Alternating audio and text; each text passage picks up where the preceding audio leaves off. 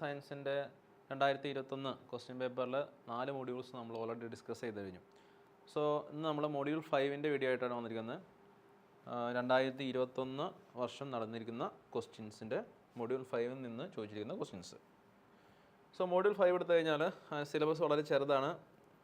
ഫാറ്റിക് എന്താണ്, ക്രീപ്പ് എന്താണ്, then DBTT super plasticity എന്താണ്, അതിൻ്റെ need applications, need and applications of composites ഒക്കെ സ്ഥിരമായിട്ട് ചോദിക്കുന്നതാണ്. Then intermetallics, maraging steels, titanium, ceramics, structure and applications. So നമുക്ക് തൊട്ട് മുമ്പ് നമ്മൾ 2022 ക്വസ്റ്റ്യൻ പേപ്പർ ഡിസ്കസ് ചെയ്തപ്പോൾ മറേജിങ് സ്റ്റീൽ എന്താണെന്നൊക്കെ പറഞ്ഞിട്ടുണ്ട്. അതുപോലെ സൂപ്പർ പ്ലാസ്റ്റിസിറ്റി ചോദിച്ചിട്ടുണ്ട് കഴിഞ്ഞ കൊല്ലം. കോമ്പോസിറ്റ്സ് കഴിഞ്ഞ് ചോദിച്ചിട്ടുള്ളതാണ്. ഫാറ്റും ക്രീപ്പും വെരി വെരി ഇമ്പോർട്ടൻ്റ് ആണ്, എല്ലാ ക്വസ്റ്റ്യൻ പേപ്പറിലും ഉറപ്പായിട്ടുണ്ടാവും. സോ വളരെ ചെറിയ സിലബസ് ആണ്, വളരെ ഇമ്പോർട്ടൻ്റ് ആയിട്ടുള്ള കുറച്ച് കാര്യങ്ങൾ മാത്രമേ നമുക്ക് പഠിക്കാനുള്ളൂ. സോ ഫസ്റ്റ് ക്വസ്റ്റ്യൻ എന്തായിരുന്നു? ഫസ്റ്റ് ക്വസ്റ്റ്യൻ എന്താണെന്ന് നോക്കി, what is deformation by creep.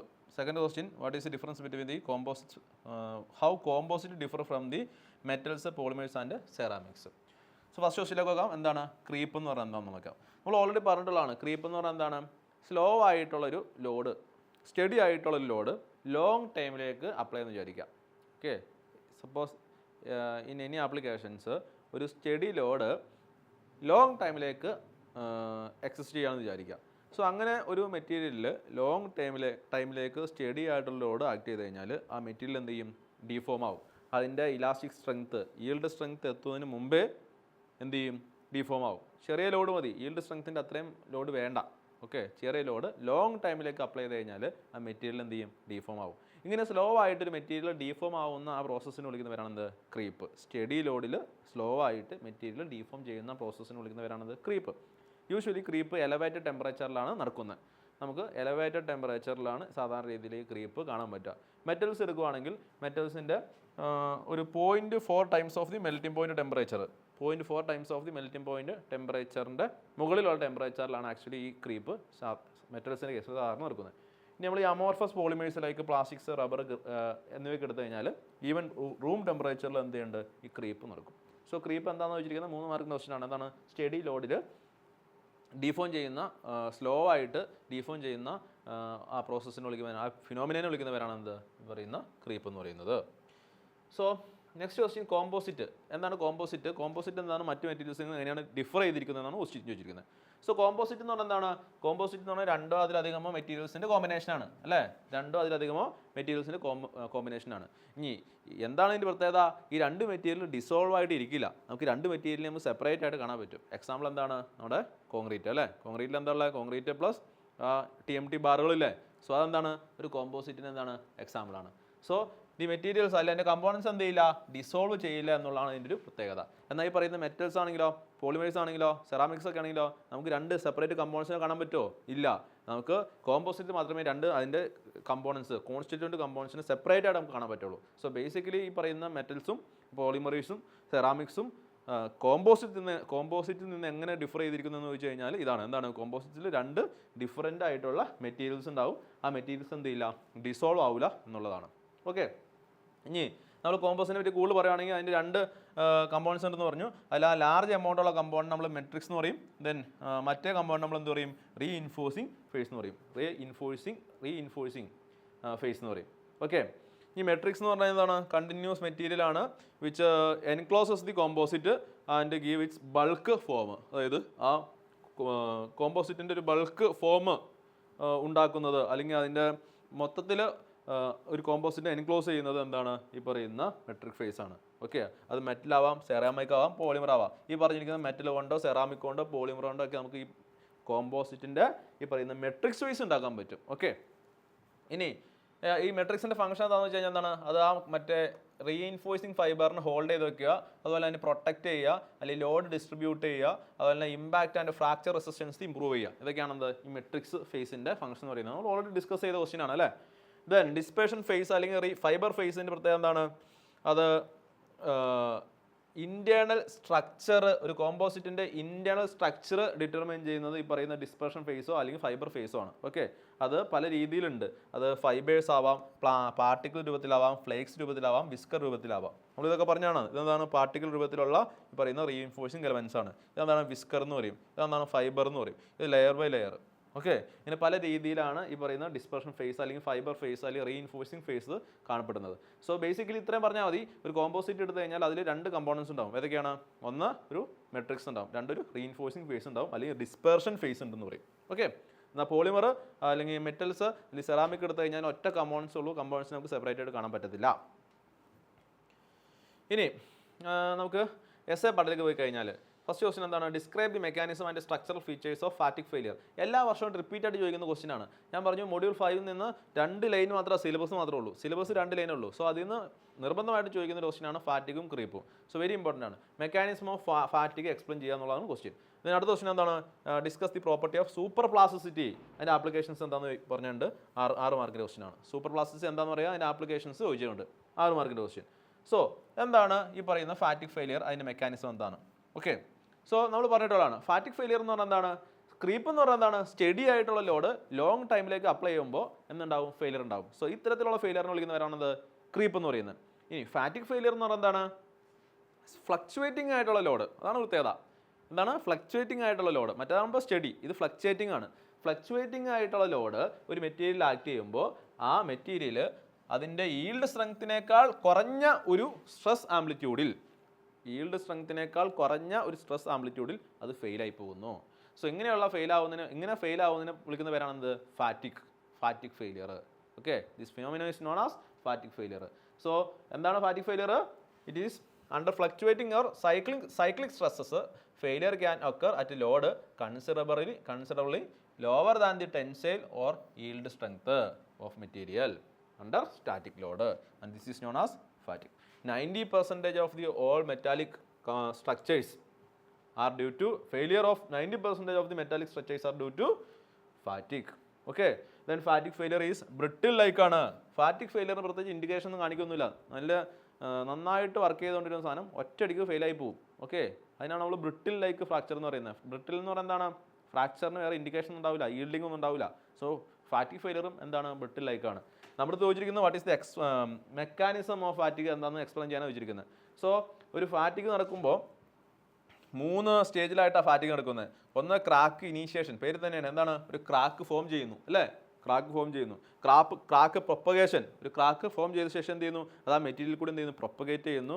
Then എന്ത് ചെയ്യുന്നു? ഫൈനൽ ഫെയിലിയർ സംഭവിക്കുന്നു. ഈ ഫൈനൽ ഫെയിലിയർ ആണ് നമുക്ക് പുറത്ത് നോക്കുമ്പോൾ കാണാൻ പറ്റുള്ളൂ. അതിൻ്റെ അകത്ത് ക്രാക്ക് ഫോം ചെയ്യുന്നതും ക്രാക്ക് പ്രൊപ്പഗേറ്റ് ചെയ്യുന്നതും നമുക്ക് കാണാൻ പറ്റില്ല. സോ നമ്മൾ പുറത്ത് നോക്കുമ്പോൾ അവസാനം ഒറ്റയടിക്ക് ഫെയിലായിട്ട് പോകുന്ന പോലെ നമുക്ക് തോന്നുള്ളൂ. സോ അതുകൊണ്ടാണ് ഇത് ബ്രിട്ടിൽ ലൈക്ക് ഫെയിലിയർ എന്ന് പറയുന്നത്. So mechanism of fatigue failure എന്ന് പറഞ്ഞു കഴിഞ്ഞാൽ 3 സ്റ്റേജ് ഉണ്ടെന്ന് പറയുക. 1 crack initiation, 2 crack propagation, 3 final failure.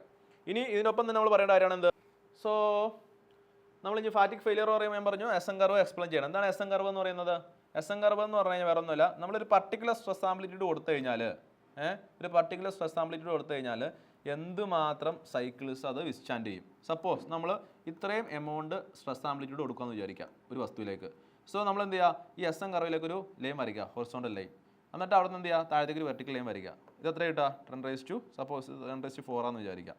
So ഈ സ്ട്രെസ് ആംപ്ലിറ്റ്യൂഡ് കൊടുത്തു കഴിഞ്ഞാൽ 10⁴ സൈക്കിൾസ് ഇത് വിത്ത്സ്റ്റാൻഡ് ചെയ്യും ഈ മെറ്റീരിയൽ. സോ ഈ എസ്എൻ കർവ് എന്തിനാ ഉപയോഗിക്കുന്നത്? നമ്മൾ ഒരു പർട്ടിക്കുലർ സ്ട്രെസ് ആംപ്ലിറ്റ്യൂഡ് കൊടുക്കുമ്പോൾ എന്തുമാത്രം സൈക്കിൾസ് ആ വസ്തു അല്ലെങ്കിൽ ആ ഒബ്ജക്റ്റ് വിത്ത്സ്റ്റാൻഡ് ചെയ്യും എന്ന് കണ്ടുപിടിക്കാൻ വേണ്ടിയാണ് എന്ത് ചെയ്യുന്നത്? ഈ പറയുന്ന എസ്എൻ കർവ് ഉപയോഗിക്കുന്നത്. ഞാൻ ഇവിടെയുള്ള മറ്റൊരു കാര്യം പറയാനുള്ളത് എന്താണ് എൻട്രൻസ് ലിമിറ്റ്. ഈ എസ്എൻ കർവ് ഹൊറിസോണ്ടൽ ആവുന്നതിന് കറസ്പോണ്ടിങ് ആയിട്ടുള്ള സ്ട്രെസ് ആംപ്ലിറ്റ്യൂഡ്. കുറച്ചു നേരം കഴിഞ്ഞാൽ എന്ത് സംഭവിക്കും? എസ്എൻ കർവ് എന്താവും? ഹൊറിസോണ്ടൽ ആവും. സോ എസ്എൻ കർവ് ഹൊറിസോണ്ടൽ ആവുന്നതിന് കറസ്പോണ്ടിങ് ആയിട്ടുള്ള ഈ സ്ട്രെസ് ആംപ്ലിറ്റ്യൂഡിന് വിളിക്കുന്ന പേരാണ് എന്ത്? Endurance limit. അതിന് വിളിക്കുന്ന മറ്റൊരു പേരാണ് എന്ത്? Fatigue limit. Okay, fatigue limit. So അതും ഓർത്തിരുന്നോളാം. സോ അറ്റ് എൻട്രൻസ് ലിമിറ്റ് എന്തായിരിക്കും? എസ്എൻ കർവ് എന്തായിരിക്കും? ഹൊറിസോണ്ടൽ ആയിരിക്കും. So mechanism of fatigue failure ആണ് വെച്ചിരിക്കുന്നത്. അപ്പോൾ നിങ്ങൾ പറയാം 3 സ്റ്റേജിലാണ് നടക്കുന്നതെന്ന് പറയുക. എസ്എൻ കർവ് എന്താണെന്ന് പറയുക, ജസ്റ്റ് എൻട്രൻസ് ലിമിറ്റ് എന്താണെന്ന് പറയുക. ഇത്രയും പറഞ്ഞാൽ മതി, മാർക്ക് കിട്ടും. ഓക്കെ, കുഴപ്പമില്ല. നൗ അടുത്ത ക്വസ്റ്റൻ എന്താണ്? എക്സ്പ്ലെയിൻ സൂപ്പർ പ്ലാസ്റ്റിസിറ്റി എന്നുള്ളതാണ്. സൂപ്പർ പ്ലാസ്റ്റിസിറ്റി എന്താണ്? പ്ലാസ്റ്റിസിറ്റി അല്ലെങ്കിൽ പ്ലാസ്റ്റിക് ഡിഫോർമേഷൻ എന്ന് പറഞ്ഞാൽ എന്താണ്? മെറ്റീരിയൽ അതിൻ്റെ ഒറിജിനൽ ഷേപ്പ് റീഗെയിൻ ചെയ്യാത്ത രീതിയിൽ ഡിഫോം ചെയ്യുന്നതിനാണ് നമ്മൾ എന്താ പറയുന്നത്? പ്ലാസ്റ്റിക് ഡിഫോർമേഷൻ എന്ന് പറയുന്നത്. ഓക്കെ, അപ്പോൾ സൂപ്പർ പ്ലാസ്റ്റിസിറ്റി എന്ന് പറഞ്ഞാൽ എന്തായിരിക്കും? സൂപ്പർ പ്ലാസ്റ്റിസിറ്റി അതായത് നമ്മൾ 2000% മോർ ദാൻ 2000% ഒരു മെറ്റീരിയൽ എന്ത് ചെയ്യാണ്, ഡീഫോം ചെയ്യുകയാണ്. ഓക്കെ, ഒരു മെറ്റീരിയലിൻ്റെ ഒറിജിനൽ ഷേപ്പ് എത്രയാണോ അല്ലെങ്കിൽ ഒറിജിനൽ ലെങ്ത് എത്രയാണോ അതിൻ്റെ 2000 മടങ്ങ് അല്ലെങ്കിൽ 2000% ഡീഫോം ചെയ്യുകയാണ്. അതായത് സാധാരണ മെറ്റീരിയൽ ഡീഫോം ചെയ്യുന്നതിനേക്കാൾ കൂടുതൽ ഡീഫോം ചെയ്യുകയാണെങ്കിൽ അങ്ങനെയുള്ള ആ ഫിനോമിനനെ വിളിക്കുന്നവരാണെന്ത്, സൂപ്പർ പ്ലാസ്റ്റിസിറ്റി. ഓക്കെ, എന്താണ്, it is referred to the ability of some materials to deform extensively as much as 2000%. 2000%-ന് മുകളിൽ ഡീഫോം ചെയ്യാനുള്ള ചില മെറ്റീരിയൽസിൻ്റെ കഴിവിനെ വിളിക്കുന്നവരാണെന്ത്, സൂപ്പർ പ്ലാസ്റ്റിസിറ്റി. ഇത് എപ്പോഴാണ് നടക്കുന്ന, elevated temperature and slow strain rate. വളരെ സ്ലോ ആയിട്ട് നമ്മൾ സ്ട്രെയിൻ കൊടുക്കാവുള്ളൂ. ഓക്കെ, ഹയർ ടെമ്പറേച്ചറിലും ആയിരിക്കണം. അപ്പോൾ വളരെ ഹയർ ടെമ്പറേച്ചറിൽ വളരെ സ്ലോ ആയിട്ടുള്ള സ്ട്രെയിൻ റേറ്റ് കൊടുക്കുമ്പോൾ മെറ്റീരിയൽ പയ്യെ എന്ത് ചെയ്യും, ഡീഫോം ചെയ്യും. അങ്ങനെ നമുക്ക് ഡീഫോം ചെയ്ത് അത് 2000%-ന് മുകളിൽ വരെ അതിനെ എന്ത് ചെയ്യാൻ പറ്റും, ഡീഫോം ചെയ്യാൻ പറ്റും. സോ ഇങ്ങനെ ഡീഫോം ചെയ്യിപ്പിക്കാൻ പറ്റുമെങ്കിൽ ഈ ഫിനോമിനനെ വിളിക്കുന്നവരാണ് എന്ത്, നമ്മൾ സൂപ്പർ പ്ലാസ്റ്റിസിറ്റി എന്ന് പറയും. ചില മെറ്റീരിയൽസ് ഈ സൂപ്പർ പ്ലാസ്റ്റിസിറ്റി കാണിക്കും. അതായത് വളരെ നെഗ്ലിജിബിൾ ആയിട്ടുള്ള സ്ട്രെയിൻ റേറ്റ് കൊടുത്തു കഴിഞ്ഞാൽ അറ്റ് ഹയർ ടെമ്പറേച്ചർ നെഗ്ലിജിബിൾ ആയിട്ടുള്ള സ്ട്രെയിൻ റേറ്റ് കൊടുത്തു കഴിഞ്ഞാൽ മെറ്റീരിയൽ നന്നായിട്ട് ഡീഫോം ആവും. So this phenomena is known as super plasticity. ഇനി ക്വസ്റ്റ്യൻ ചോദിച്ചേക്കോ, what are the conditions to be satisfied, അല്ലെങ്കിൽ ക്വസ്റ്റ്യനിൽ വാട്ട് ആർ ദി ആപ്ലിക്കേഷൻസ് ചോദിച്ചിട്ടുണ്ട്. അതിന് മുമ്പ് conditions are to be satisfied for obtaining super plasticity. Super plasticity എന്ന് പറയുന്ന phenomena അല്ലെങ്കിൽ ആ ഫിനോമിന നമുക്ക് കിട്ടണമെങ്കിൽ അല്ലെങ്കിൽ കാണണമെങ്കിൽ നമുക്ക് കുറച്ച് കണ്ടീഷൻസ് ഉണ്ട്. എന്തൊക്കെയായിരിക്കണം, ഒന്ന് വെരി ഫൈൻ ഗ്രെയിൻ സൈസ് ആയിരിക്കണം. മെറ്റീരിയലിൻ്റെ ഗ്രെയിൻ സൈസ് എന്തായിരിക്കണം, വളരെ ചെറുതായിരിക്കണം. ഓക്കെ, അല്ലെങ്കിൽ നമുക്ക് കിട്ടത്തില്ല. ഹൈ സ്ട്രെയിൻ റേറ്റ് സെൻസിറ്റിവിറ്റി, എന്താണ് സ്ട്രെയിൻ റേറ്റ് സെൻസിറ്റിവിറ്റി ഹൈ ആയിരിക്കണം. അതായത് നമ്മൾ ചെറിയൊരു സ്ട്രെയിൻ കൊടുക്കുമ്പോൾ അതിൽ ഡിഫോർമേഷൻ ഉണ്ടാവണം. ഓക്കെ, അതിന് നമ്മൾ എന്താ പറയുന്നത്, ഹൈ സ്ട്രെയിൻ റേറ്റ് സെൻസിറ്റിവിറ്റി എന്ന് പറഞ്ഞാൽ ചെറിയൊരു ലോഡ് കൊടുക്കുമ്പോൾ സ്ട്രെയിൻ ഉണ്ടാവണം. ഹൈ ടെമ്പറേച്ചറിലാണ് ഇത് സാധാരണ എടുക്കുള്ളൂ. ലോ സ്ട്രെയിൻ റേറ്റ്, നമ്മൾ സ്ട്രെയിൻ ചെയ്യേണ്ടത് വളരെ കുറഞ്ഞ എമൗണ്ട് വെച്ചിട്ടാണ്. അതായത് വളരെ പയ്യെ എന്ത് ചെയ്യാവുള്ളൂ, മെറ്റീരിയലിനെ ഡീഫോം ചെയ്യിപ്പിക്കാവുള്ളൂ. അതുപോലെ തന്നെ ഇതൊക്കെയാണെന്ത്, ഈ 4 കണ്ടീഷൻസ് ആണെന്ത് നമ്മുടെ സൂപ്പർ പ്ലാസ്റ്റിസിറ്റി കിട്ടാനുള്ള കണ്ടീഷൻസ് എന്ന് പറയുന്നത്. സോ ഇങ്ങനെ എലവേറ്റഡ് ടെമ്പറേച്ചറിൽ സ്ലോ സ്ട്രെയിൻ റേറ്റിൽ വെരി ഫൈൻ ഗ്രെയിൻ സൈസ് ഉള്ള മെറ്റീരിയലിലൊക്കെയാണ് എന്ത് ചെയ്യുന്നത്, ഈ പറയുന്ന സൂപ്പർ പ്ലാസ്റ്റിസിറ്റി എന്ന് പറയുന്ന ഫിനോമിന കാണിക്കുന്നത്. ആപ്ലിക്കേഷൻസ് എന്തൊക്കെയാണെന്ന് പ്രത്യേകം എടുത്തു വെച്ചിട്ടുണ്ട്. അതുകൊണ്ട് ആപ്ലിക്കേഷൻസ് എന്തൊക്കെയാണെന്ന് കൂടി പഠിച്ചോളണം. എന്താണ്, it is widely employed in metal forming process. മെറ്റൽസിനെ ഡിഫറെൻറ്റ് ഷേപ്പ് ആക്കി എടുക്കുന്ന പ്രോസസ്സിന് വിളിക്കുന്നവരാണെന്ത്, മെറ്റൽ ഫോമിംഗ് എന്ന് പറയുന്നത്. എക്സാമ്പിൾസ് കൊടുത്തിട്ടുണ്ട്, thermo forming, blow forming, vacuum forming, deep forming. നിങ്ങളത് പഠിച്ചാലും കുഴപ്പമൊന്നുമില്ല. മെറ്റൽ ഫോമിംഗ് പ്രോസസ്സിൽ നമ്മൾ ഈ പറയുന്ന സൂപ്പർ പ്ലാസ്റ്റിസിറ്റി എന്ന് പറഞ്ഞ ഫിനോമിന ഉപയോഗിക്കുന്നുണ്ട്. അതുപോലെ തന്നെ large, deep and complex shape നമുക്ക് ഉണ്ടാക്കണമെങ്കിൽ, ഓക്കെ, ലാർജ് ആയിട്ടുള്ള ഡീപ്പായിട്ടുള്ള കോംപ്ലക്സ് ഷേപ്പുകൾ, ഓക്കെ, ഒരു single piece in A single operation, ഒറ്റ പീസിൽ നിന്ന് ഒരൊറ്റ ഓപ്പറേഷനിലൂടെ ലാർജ് കോംപ്ലക്സ് ആയിട്ടുള്ള ഷേപ്പ് നിർമ്മിക്കാൻ വേണ്ടി നമ്മൾ ഈ പറയുന്ന സൂപ്പർ പ്ലാസ്റ്റിസിറ്റി എന്ന് പറഞ്ഞ ഫിനോമിന ഉപയോഗിക്കുന്നുണ്ട്. അതുപോലെ തന്നെ plastic deformation, super plastic forming is used for fabrication of aerofoils in gas ടർബൈനിൽ എയറോഫോയിൽസ് നിർമ്മിക്കാൻ വേണ്ടി ഉപയോഗിക്കുന്നു. ജസ്റ്റ് ഈ 3 ആപ്ലിക്കേഷൻസ് കാണിച്ചു. എയറോഫോയിൽസ് ഇൻ ഗ്യാസ് ടർബൈൻ, അതുപോലെ തന്നെ large deep complex shapes from one piece, then അതുപോലെ തന്നെ മെറ്റൽ ഫോമിംഗ് പ്രോസസ്സ്. ഈ 3 ആപ്ലിക്കേഷൻസിൽ നമ്മൾ എന്ത് ചെയ്യുന്നുണ്ട്, ഈ പറയുന്ന സൂപ്പർ പ്ലാസ്റ്റിസിറ്റി ഉപയോഗിക്കുന്നുണ്ട്. ഓക്കെ, ആപ്ലിക്കേഷൻസ് പ്രത്യേകം ചോദിച്ചിട്ടുണ്ട്.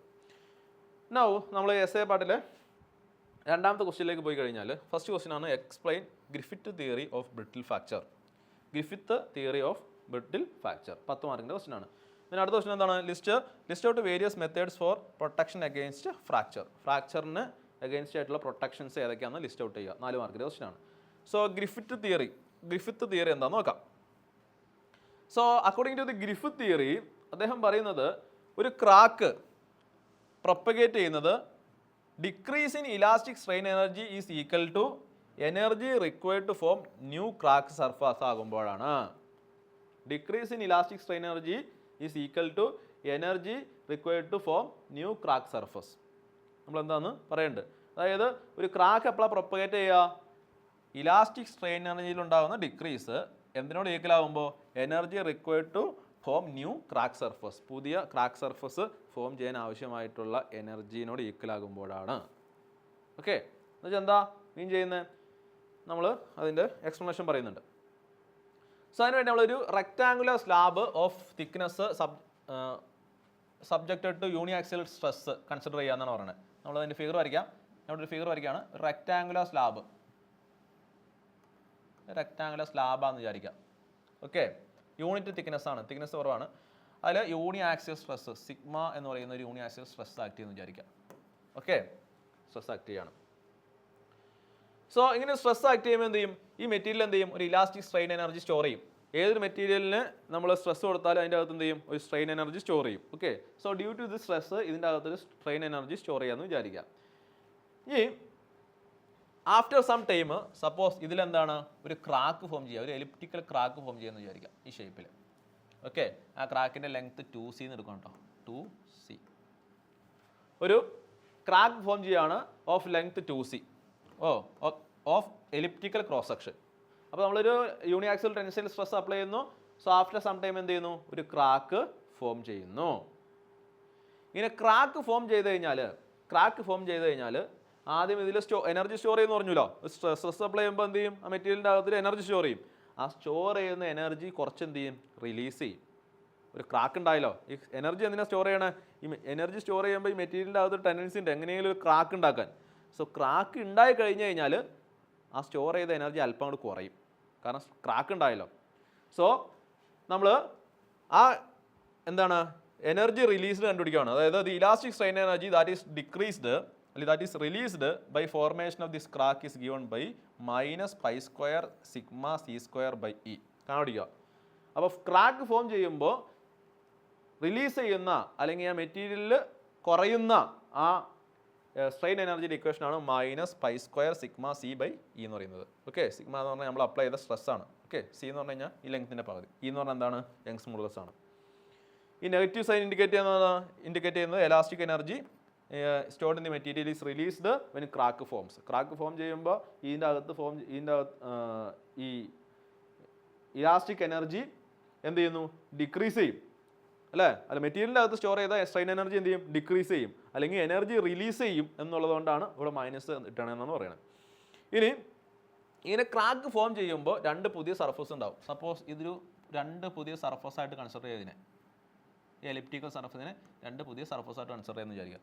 ഇനി സപ്പോസ് നമ്മുടെ സ്പെസിഫിക് സർഫസ് എനർജി ഗാമയാണെങ്കിൽ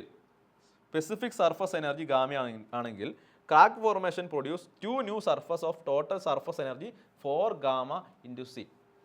ഓക്കെ, അതായത് ഈ മെറ്റീരിയലിൽ, അതായത് സർഫസിൽ ഒരു എനർജി സ്റ്റോർ ചെയ്യും. നമ്മൾ ക്രാക്ക് ഇങ്ങനെ ഫോം ചെയ്ത് കഴിഞ്ഞാൽ ഈ ക്രാക്കിൻ്റെ ഈ സർഫസിൽ ഒരു എനർജി ഉണ്ടാവും.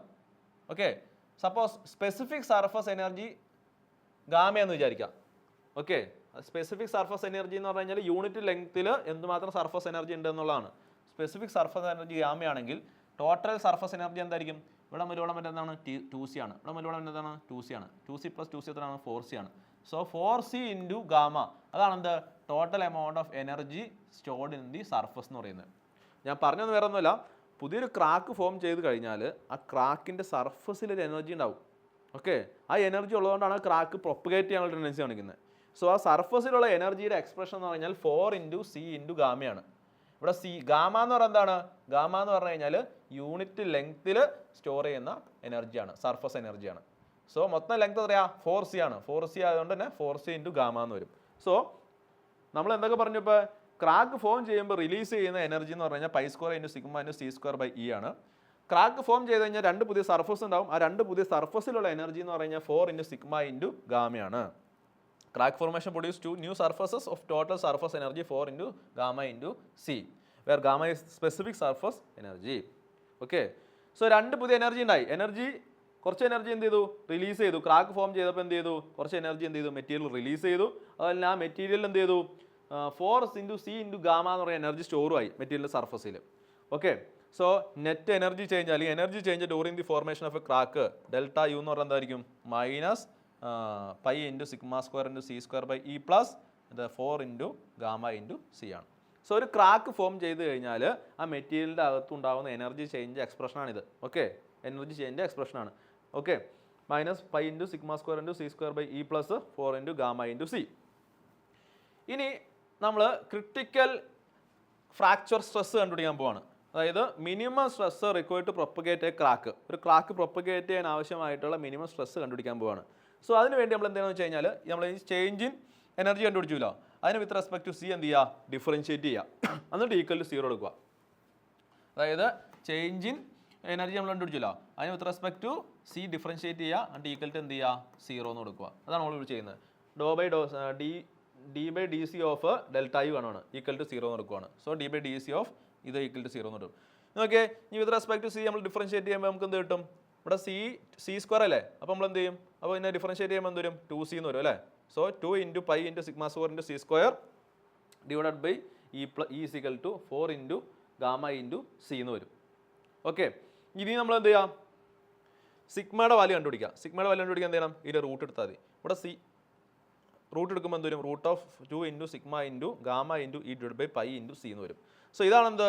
ക്രിട്ടിക്കൽ ഫ്രാക്ചർ സ്ട്രെസ്സിൻ്റെ ഇക്വേഷൻ. അതായത് minimum stress required to propagated crack. Okay, this equation is known as Griffith energy balance criteria for crack propagation.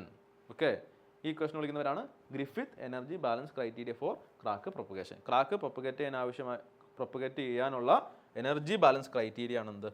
ഈ ഇക്വേഷൻ. എനർജി ബാലൻസ് ക്രൈറ്റീരിയ എന്നാണ് ഈ ഇക്വേഷൻ അറിയപ്പെടുന്നത്.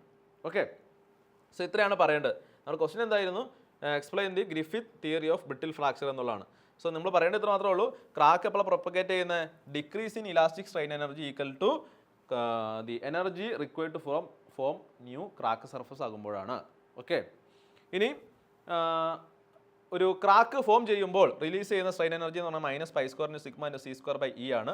ക്രാക്ക് ഫോം ചെയ്യുമ്പോൾ പുതിയ 2 സർഫസ് ഉണ്ടാവും. ആ 2 സർഫസിൽ സ്റ്റോർ ചെയ്യുന്ന എനർജി എന്ന് പറഞ്ഞാൽ 4 × സി × ഗാമയാണ്. ഇനി change in energy during the formation of crack എന്ന് പറഞ്ഞാൽ രണ്ടും കൂടി കൂട്ടിയതാണ്.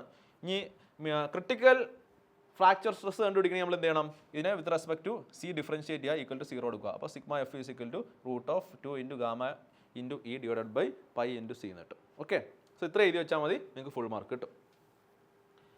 നൗ ലാസ്റ്റ് ക്വസ്റ്റ്യൻ ആണ്, വാട്ട് ആർ ദി വേസ് അല്ലെങ്കിൽ what are the methods to improve the fatigue life.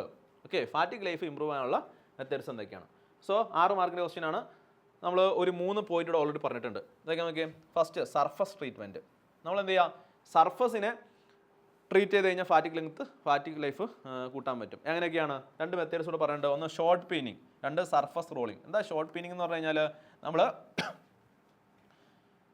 കാസ്റ്റേണിൻ്റെ അല്ലെങ്കിൽ സ്റ്റീലിൻ്റെ ബോൾ ഉപയോഗിച്ചിട്ട് എന്ത് ചെയ്യും? നമ്മൾ ഈ പറയുന്ന ഒരു മെറ്റീരിയൽ ഫാറ്റിക് റെസിസ്റ്റൻസ് കൂട്ടാണ്ട മെറ്റീരിയലിൻ്റെ സർഫസ് നമ്മൾ എന്ത് ചെയ്യും? സർഫസിലേക്ക് നമ്മൾ എന്ത് ചെയ്യും? ഇങ്ങനെ ബോൾസ് ത്രോ ചെയ്യും. കാസ്റ്റേണിൻ്റെയോ സ്റ്റീലിൻ്റെയോ ബോൾസ് വെച്ച് ത്രോ ചെയ്യും. അപ്പോൾ എന്ത് ചെയ്യും? ആ സർഫസ് ഒന്ന് ഹാർഡൻ ആവും അല്ലേ? അവിടെ ഒരു സ്ട്രെയിൻ ഉണ്ടാവുന്ന പോലെ എന്ത് ചെയ്യും? അത് ഹാർഡൻ സംഭവിക്കും. സോ ആ മെറ്റീരിയലിൻ്റെ സർഫസ് എന്ത് ചെയ്യും? ഒരു ഹാർഡൻ ആവും. സർഫസ് ഹാർഡൻ ആയി കഴിഞ്ഞാൽ എന്ത് ചെയ്യും? ഈ ക്രാക്ക് പ്രൊപ്പഗേഷനൊക്കെ എന്ത് ചെയ്യും? അത് റെസ്ട്രിക്റ്റ് ചെയ്യും അല്ലേ? സർഫസിൽ എന്തെങ്കിലും ഡീഫോർമേഷനൊക്കെ ഉണ്ടെങ്കിൽ, അല്ലെങ്കിൽ എന്തെങ്കിലും പിറ്റ്സോ അല്ലെങ്കിൽ എന്തെങ്കിലും ചെറിയ ബ്ലോ ഹോൾസോ എന്തെങ്കിലും ഉണ്ടെങ്കിൽ ആ പീനിങ് മൂലം അതൊക്കെ ഇല്ലാതായി പോകും. സോ അങ്ങനെ നമുക്ക് എന്ത് ചെയ്യാൻ പറ്റും? ഫാറ്റിക് ലൈഫ് കൂട്ടാൻ പറ്റും. ഈ സർഫസ് റോളിംഗ് എന്താണ്? Pressing between 2 contoured rolls. റോളുകൾക്കിടയിൽ നമ്മൾ ഒരു മെറ്റീരിയലിന് വെച്ചിട്ട് നമ്മൾ അതിന് പ്രസ് ചെയ്യും. അപ്പോൾ അതിൻ്റെ സർഫസ് ശരിക്കും പ്രസ്സാവും. സർഫസ് പ്രസ് ആകുമ്പോൾ സർഫസ് എന്താ? ഹാർഡാവും. അതിൻ്റെ മെറ്റീരിയലിൻ്റെ സർഫസിലുള്ള ഡിഫക്റ്റ് ഒക്കെ എന്ത് ചെയ്യും? ഒരുപാട് ഡിഫക്റ്റ് ഒക്കെ എന്ത് ചെയ്യും? റിമൂവ് ആയി പൊക്കോളും. സോ അതിന് സർഫസ് ഡിഫക്റ്റ് ഒക്കെ പോയി കഴിഞ്ഞാൽ നമുക്ക് എന്ത് കിട്ടും? നമുക്ക് ഈ പറയുന്ന ഇംപ്രൂവ്ഡ് ഫാറ്റിക് ലൈഫ് കിട്ടും. അടുത്ത ഗ്രെയിൻ റിഫൈൻമെൻറ്റ്. നമ്മൾ വെരി സ്മോൾ ആയിട്ടുള്ള ഗ്രെയിൻ ആണെങ്കിൽ നമുക്ക് ഫാറ്റിക് ലൈഫ് കൂടുതലായിരിക്കും. Fine grain improve ഫാറ്റിക് resistance.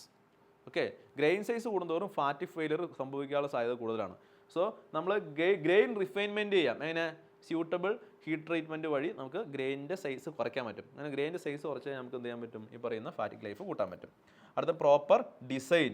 എന്താണ്? സർഫസിൽ ഈ നോച്ചസ്, അതുപോലെ ഷാർപ്പ് കോർണേഴ്സ്, സഡൻ ചേഞ്ചസ്, ഇതൊക്കെ ഉണ്ടെങ്കിൽ ഫാറ്റിക് ഫെയിലിയർ ഉണ്ടാകാനുള്ള സാധ്യത കൂടുതലാണ്. സോ ഇങ്ങനെയുള്ള ചേഞ്ചസ് ഒക്കെ നമുക്ക് അവോയ്ഡ് ചെയ്യാം. ഓക്കെ, പ്രോപ്പറായിട്ട് ഡിസൈൻ ചെയ്ത് കഴിഞ്ഞാൽ സർഫസിലെ നോച്ചസും ഷാർപ്പ് കോർണേഴ്സും സഡൻ ചേഞ്ചസ് ഒക്കെ അവോയ്ഡ് ചെയ്ത് ഇല്ലാത്ത രീതിയിൽ ഡിസൈൻ ചെയ്ത് കഴിഞ്ഞാൽ നമുക്ക് ഈ പറയുന്ന ഫാറ്റിക് ലൈഫ് കൂട്ടാൻ പറ്റും. Okay, so these are the methods to improve the fatigue life of materials.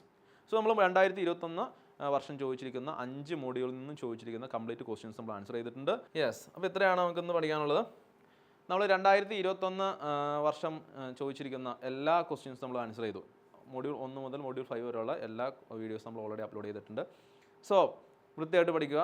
നമ്മൾ മറ്റൊരു സെഷനിൽ വീണ്ടും കാണാം. Thank you.